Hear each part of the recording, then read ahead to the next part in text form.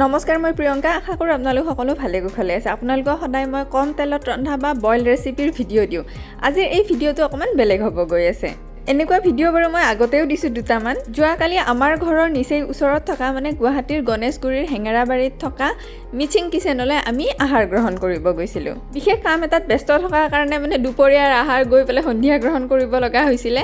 আৰু মই ভাবিলোঁ যেহেতু মই মিচিং কিচেনলৈ আহিছোঁ গতিকে ইয়াত আহাৰ গ্ৰহণ কৰি মইনো কেনেকুৱা পালোঁ তাকে আপোনালোকক অনেষ্ট ৰিভিউ দিওঁ যাতে আপোনালোকেও যদি কেতিয়াবা ইয়ালৈ আহিব বিচাৰে তেতিয়াহ'লে মোৰ ভিডিঅ'টো যাতে আপোনালোকৰ অকণমান হ'লেও টিকলামান হ'লেও কিবা এটা কামত আহে আৰু এটা কথা এই ভিডিঅ'টো কিন্তু স্পন্সাৰ্ড ভিডিঅ' একেবাৰে নহয় এই ভিডিঅ'টো কৰাৰ বিনিময়ত মিচিং কিচেনৰ স্বত্বাধিকাৰীৰ পৰা মই কোনো পইচা পাতি লোৱা নাই কাৰণ কিয় তেওঁলোকেও মোক চিনি নাপায় ময়ো তেওঁলোকক চিনি নাপাওঁ এইটো মোৰ এটা অনেষ্ট ৰিভিউৰ ভিডিঅ' মিচিং কিচেন ক'ত আছে বহুত লোকে চিনি পায় তথাপিও মই এড্ৰেছটো ভালদৰে কৈ দিছোঁ বাৰু আমাৰ যে গণেশগুৰিত এখন ডাঙৰ হস্পিটেল আছে দিছপুৰ হস্পিটেল বুলিও কওঁ আৰু আমি পলিক্লিনিক হস্পিটেল বুলিও কওঁ সেইখন হস্পিটেল যাবৰ কাৰণে আমি হেঙেৰাবাৰীৰ ৰাস্তাটোত যাব লাগিব আৰু হেঙেৰাবাৰীৰ ৰাস্তাটোৰ মানে দিছপুৰ পলিক্লিনিক যাব লগা যিটো গলি আছে সেই গলিটো এৰি অকণমান আগুৱাই গ'লে মিচিং কিচেন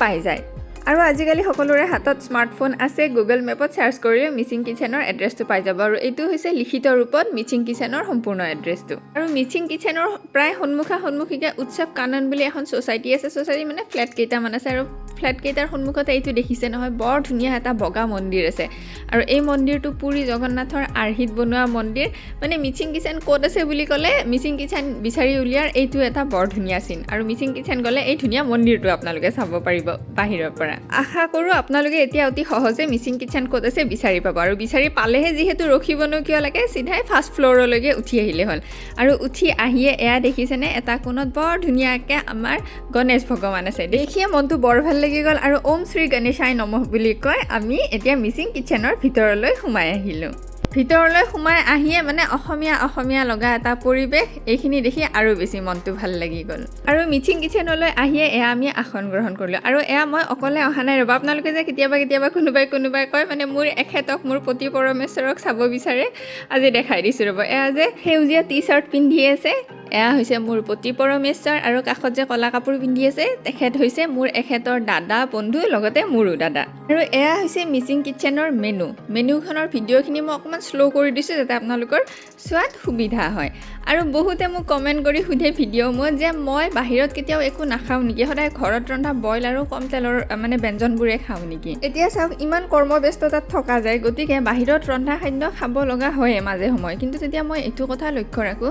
যাতে মই কেতিয়াও ধৰক ময়দা দিয়া খাদ্য বা বেছিকৈ চেনি দিয়া খাদ্য মই খাব লগা নহয় সেইকাৰণে মই বাহিৰত ভোক লাগিলে হয়তো বিৰিয়ানী খাওঁ নহ'লে ভাতে খাওঁ এনেকুৱা ধৰণৰ খাদ্য খাওঁ যিবিলাক খাদ্যৰ দ্বাৰা মানে শৰীৰৰ অপকাৰ হয় যদিও কমকৈ হয় মানে আশা কৰোঁ মই কি ক'ব বিচাৰিছোঁ নিশ্চয় আপোনালোকে কথাখিনি ধৰিব পাৰিছে এতিয়া মেনু চাই খাদ্য অৰ্ডাৰ দিয়া সময়খিনিত মই আপোনালোকক মিচিং কিচেনৰ ভিতৰৰ পৰিৱেশটো অলপ দেখাই দিছোঁ ইয়াতে সুন্দৰকৈ ৱাছৰুমৰো সুবিধা আছে আৰু গিলাচকেইটা যে মোৰ বহুত বেছি মৰম লাগিছিলে এইকেইটা পিতলৰ গিলাচ হয় আৰু ইমান ভোক লাগিছিলে খাদ্য আহি পোৱা সময়খিনি মই আচাৰখিনিকে চাই আছিলোঁ মানে কেতিয়া ভাত আহিব কেতিয়া আচাৰখিনি খাব পাৰিম আৰু এয়া সৰু বাতিটোত যে দেখিছে সেয়া আদা নহৰু পিঁয়াজ তেনেকুৱা কিবা আচাৰ কাষত এয়া ভোট জলকীয়া একদম আৰু এয়া কাষত আছে নেমু আৰু ডাঙৰ বাতিটোৰখিনি হৈছে আমৰ নে নহয় জলপাইৰ আচাৰ আছিলে আৰু ইয়াতে বাঁহেৰে বনোৱা চকীকেইখন দেখিও কিন্তু মোৰ বৰ ভাল লাগিছিলে কিবা এটা অসমীয়া ভাৱ আহিছিলে মানে আৰু আমি অৰ্ডাৰ দিছিলোঁ মিচিং চিকেন থালি 3টা আৰু লগতে ছাগলীৰ মাংস আৰু হাঁহৰ মাংস আৰু আমি অসমীয়া মানুহৰ দুপৰীয়া ভোক লগাৰ সময়ত এনেকুৱা এখন ভাতৰ কাঁহী যদি সন্মুখত পোৱা যায় আৰুনো কি লাগে ন এতিয়া কাঁহীখনত কি বস্তু কি আছে মই আপোনালোকক পৰিচয় কৰাই দি আছোঁ ৰ'ব 1 নম্বৰতে হৈছে সেইখিনি মচুৰ দালি সম্ভৱতঃ বিলাহীৰ লগত বইল আছিলে 2 নম্বৰতে হৈছে এইখিনি অমিতাৰ খাৰ 3 নম্বৰত হৈছে এইখন কিবা এখন মিক্স চব্জি 4 নম্বৰতে জাব্ৰাং দি বনোৱা মাহৰ দাইল 5 নম্বৰতে মুৰ্গীৰ মাংস কলফুলৰ লগত ভাজি 6 নম্বৰতে মুৰ্গীৰ মাংস এইটো এটা বইল ৰেচিপি বোধহয় বিলাহীৰ লগত বইল বনাইছিলে নেকি 7 নম্বৰতে সেইখিনি মুৰ্গীৰ মাংস পিঠাগুড়িৰ লগত বইল ৰেচিপি আৰু এই যে ডাঙৰ চিকেন লেগ পিচটো আছে এইটো ফ্ৰাই হয় আৰু লগত থকা মাছটো ভাজি মাছো নহয় কিবা এইটো বেলেগ ধৰণে বনোৱা হৈছে আৰু কাষত সেয়া পুৰা মাছ পিটিকা আলু পিটিকা আৰু অলপমান মিক্স ভাজি আমি মিচিং চিকেন থালি অৰ্ডাৰ দিছিলোঁ কাৰণে 3 বিধ বেলেগ ধৰণৰ মুৰ্গীৰ মাংসৰ ৰেচিপি মানে দিছিলে যদি পৰ্ক থালি অৰ্ডাৰ দিলে হয় তেতিয়া ঠিক তেনেধৰণে গাহৰিৰ মাংসৰ 3 বিধ বেলেগ ধৰণৰ ব্যঞ্জন থাকিলহেঁতেন আৰু এইখিনি হৈছে হাঁহ কোমোৰাৰে বনোৱা আৰু লগতে এইখিনি হৈছে ছাগলীৰ মাংস এতিয়া যেহেতু খাদ্য আগত আহি পৰিলে মই খাই পেলাই আপোনালোকক জনাই আছোঁ কোনবিধ খাই কেনেকুৱা পালোঁ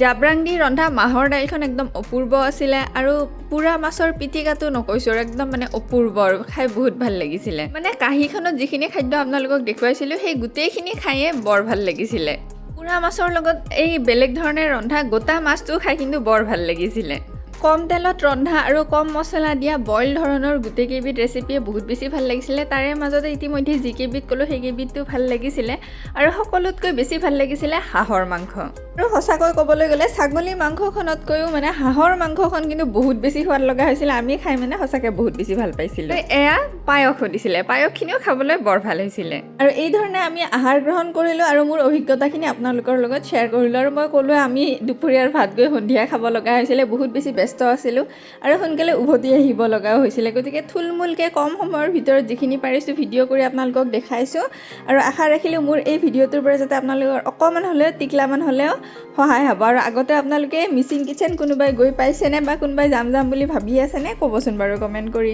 ঠিক আছে বাৰু তেতিয়াহ'লে মোৰে কোনোবা এটা অন্য ভিডিঅ'ত আপোনালোকক অতি সোনকালে আকৌ লগ পাই আছোঁ